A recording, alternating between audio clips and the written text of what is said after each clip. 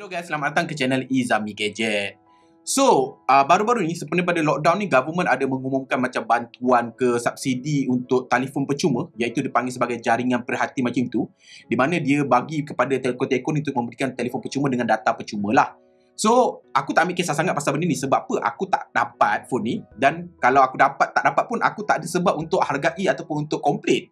Tetapi baru-baru ni bila benda ni kecoh dekat media sosial, bila mana salah satu daripada telco tersebut iaitu Yes 4G YTL memberikan telefon Yes Altitude yang dikatakan sampah. Sebab apa tahu? Spek dia 1GB RAM, ROM dia 8GB ROM sahaja, di mana ramai yang komplain lah. Dan baru-baru ni ada satu menteri buat statement kata bahawa kenapa bagi phone sampah ni supaya student belajar, tak main game katanya lah.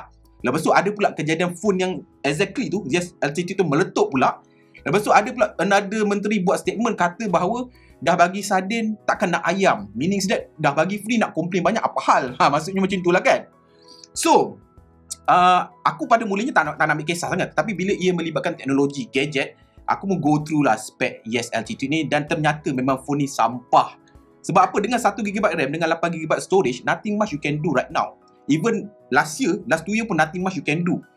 Software update dah tak dapat.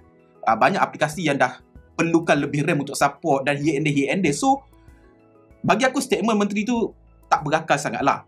Jadi, dalam video kali ni aku nak kongsikan satu cara supaya para ibu bapa ataupun government kalau nak bagi phone yang lebih bagus, tak perlu risau student akan main game ataupun salah guna. Sebab apa? Aplikasi ini yang dipanggil sebagai Google Family Link boleh mengawal aktiviti dekat peranti anda secara percuma dan mudah tanpa perlu mengorbankan dan memberikan peranti sampah kepada para pelajar.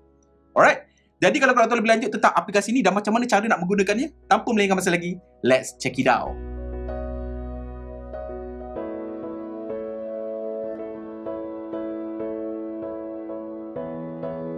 So first thing first, korang kena create Gmail khusus untuk peranti anak korang lah. Jadi macam ni aku dah ada setup dua tau. Actually dua peranti anak aku, Iman dan Raya. Jadi aku nak cuba buat satu dummy untuk anak aku yang ketiga baru lahir, iaitu Danish. Jadi kita just buat account dummy ni. Okay.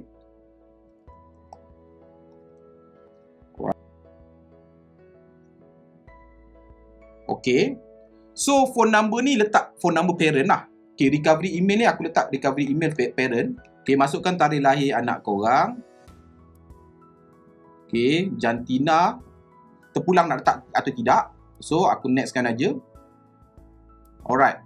So dia akan suruh masuk Google account parent yang akan pantau this new Google account anak korang. So masukkan je lah. Alright. So dia akan suruh lah, dia akan explain kat sini. Korang boleh pause and baca, tapi aku dah faham. Jadi kita just agree je. Okay. And then aku agree. Okay. Sekarang ni masukkan password ayah ataupun password parent. Alright, password akulah. Next. So korang boleh baca apa yang korang boleh buat. And then korang tekan next. So dia tengah creating the account. Alright. So continue. Maksudnya creation of the account untuk minor ataupun untuk anak kita dah settle Alright.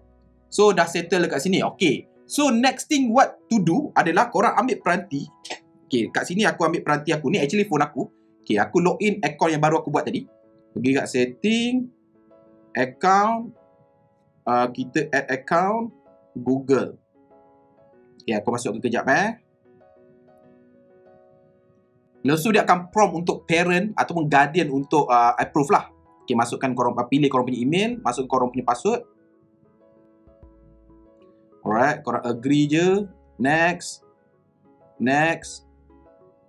And then korang tunggu sampai setup ni selesai lah. So macam korang nampak dekat phone aku parent, dia akan keluar notifikasi tau. Danish Google account has been set up. Alright, so dia suruh download family link lah, which is aku dah download dalam iPhone aku. Lepas tu dia suruh activate family link manager. Korang tekan next saja. Allow supervision, allow. Review apps. Lepas tu dia akan review lah apa apps yang ada dekat dalam telefon ni. So dekat sini, pada peringkat awal masa korang set up phone anak korang, korang dah boleh decide tau which apps yang perlu ada ataupun which apps yang tak perlu ada lah. Jadi macam ni, katakanlah semua aku biarkan je. Alright, more. Alright, next. Okay, more.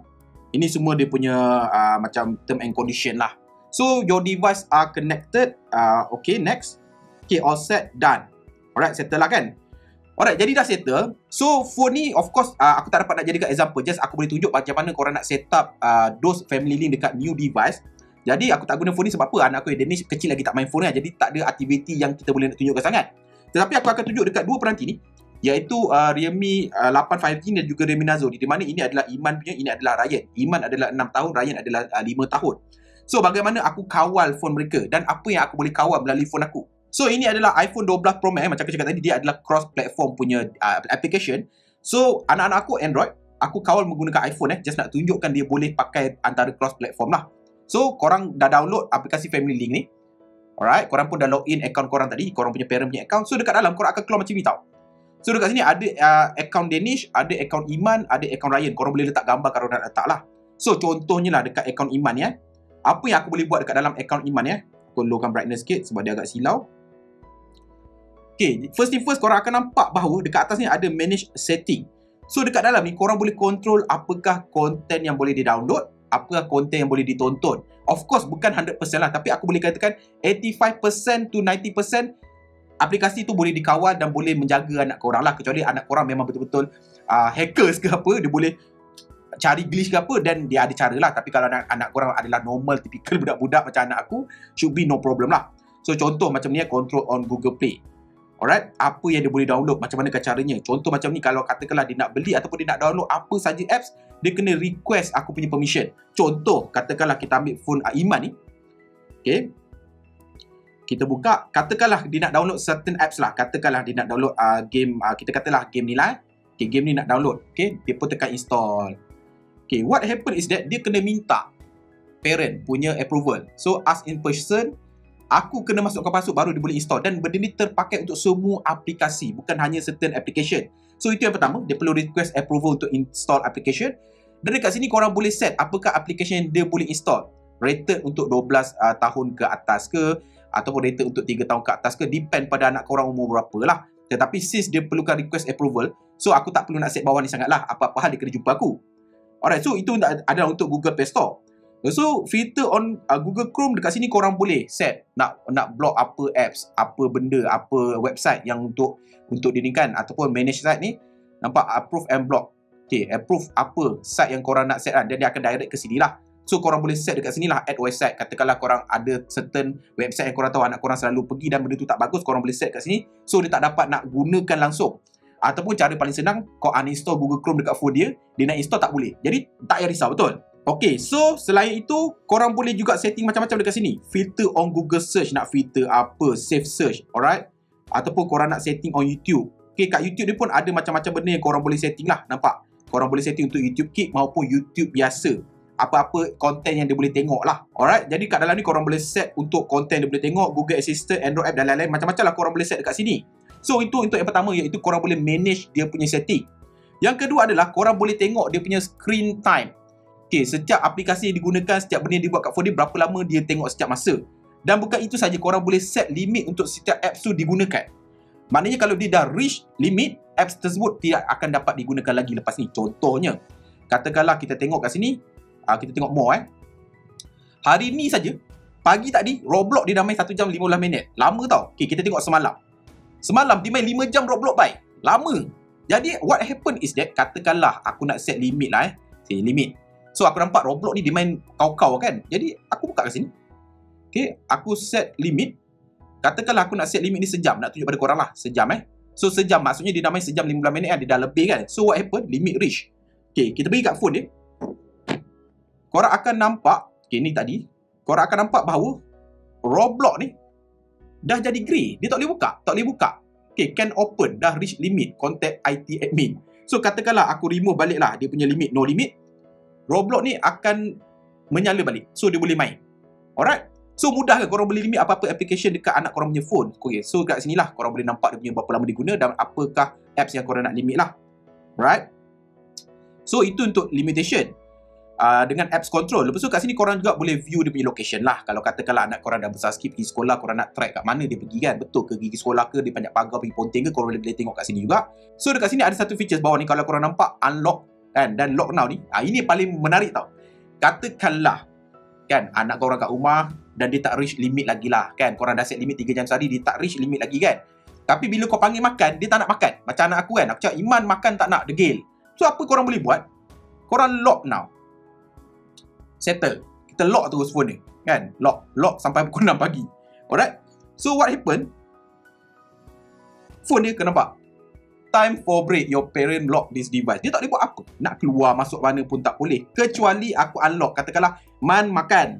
Lepas makan baru Papa buka. Alright. So nampak? Tak boleh guna.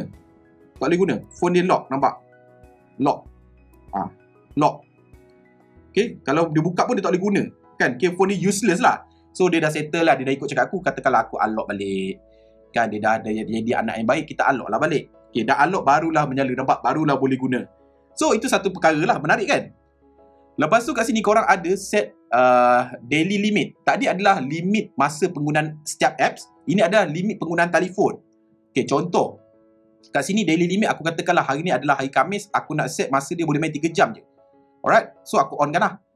So lepas dia 3 jam, phone tu akan jadi macam tadi. Lock terus. Tak boleh guna. Sama je. Ataupun korang boleh set bedtime.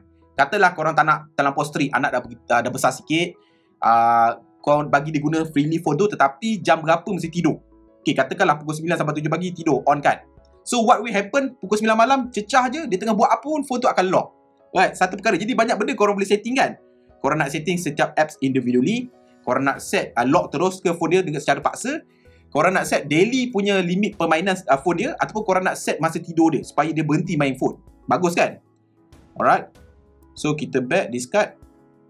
So dekat sini ada itu je lah. Bagi aku itu je yang penting. Dan dia of course ada macam find my phone lah. Korang play sound. Katakanlah korang tak tahu anak korang kat mana. Katalah dia menyorok ke lari daripada korang, ataupun phone dia hilang ke, korang boleh search lah. Alright. So ambil phone dia. Right, settle lah. Jadi apa aku boleh katakan, dengan adanya aplikasi Google Family Link ni, para menteri ataupun government ataupun telco tak perlu memberikan phone bodoh kepada rakyat untuk diperbodohkan. Cukuplah dengan hanya educate parent bahawa okey, kita bagi phone ni educate untuk belajar, bagus untuk belajar, value for money. Tetapi ini adalah apps yang siap-siap kita, katalah government siap-siap install lah. Dan siap-siap bila masa parent nak ambil phone tu, siap-siap set up kat phone parent. Mana? Sebab apa? Kadang-kadang mungkin ada parent yang tak tech educated sangat kan. Jadi siap-siap install kan, ajar mereka cara nak guna. Jadi masalah bagi phone bagus untuk budak-budak main game tu takkan terjadi. Susah nak terjadi. Mungkin boleh terjadi, tetapi mungkin pada kadar budak-budak punya minda, dia tak mampu untuk menjangkaui atau melangkaui lock tersebut ataupun restriction tersebut. So bagi aku, ada banyak cara untuk membantu student belajar tanpa perlu mengehadkan hardware ke tahap yang terlampau hina. Sebab bagi aku 1GB RAM, 8GB ROM betul. Orang bagi terima je. Tetapi bagi tapi hampir tak boleh guna. Why? Why? Dan janganlah close statement-statement bodoh. Please lah. Kita dah cukup penat dengan hal pandemik COVID ni semua. Tolonglah jangan close statement-statement bodoh. Cukuplah itu hari perobok-perobok. Ini pula dah bagi sardin nak ayam. Kau tak tahu ke sardin sekarang lagi mahal daripada ayam? Kau tak tahu ke sardin mackerel tu dah harga berapa? Come on lah. Kan? Alright. Jadi itu saja sesi tutorial kali ni. Kalau anda kata korang rasa video-video tutorial macam ni bagus dan berguna untuk korang dan anak-anak ataupun future child, korang boleh klik support me dengan tekan butang subscribe kat bawah, butang loceng kat sebelah dia, dan sampai bertemu lagi di video akan datang. Macam biasa guys, Assalamualaikum. Ciao.